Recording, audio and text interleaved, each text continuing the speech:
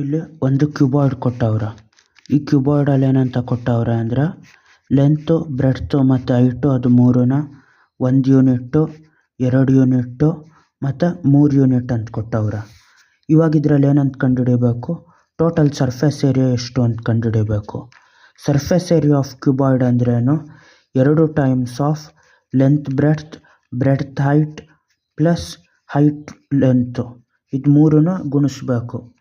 ಯಾಕಂದ್ರೆ ಈ ಎರಡು ಸರ್ಫೇಸ್ ಒಂದೇ ಏರಿಯಾ ಇರ್ತದೆ, ಮೇಲೆ ಕೆಳಗಿರೋ ಸರ್ಫೇಸ್ ಒಂದೇ ಏರಿಯಾ ಇರ್ತದೆ, ಮುಂದೆ ಹಿಂದೆ ಇರೋ ಸರ್ಫೇಸ್ಗಳು ಒಂದೇ ಏರಿಯಾ ಇರ್ತದೆ. ಹಂಗಾಗೋದ್ರಿಂದ ಏನು, ಈ total surface area 2 times of length breadth, breadth height ಮತ್ತು ಹೈಟು ಲೆಂತು ಅದೆಲ್ಲನೂ ಗುಣಿಸ್ಬೇಕು.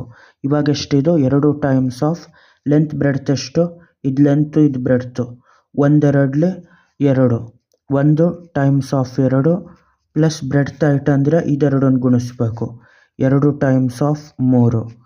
ಅದೇ ಥರ ಹೈಟು ಲೆಂತ್ ಅಂದರೆ ಇದು ಹೈಟು ಇದು ಲೆಂತು 3 ಟೈಮ್ಸ್ ಆಫ್ 1 ಮತ್ತೆ.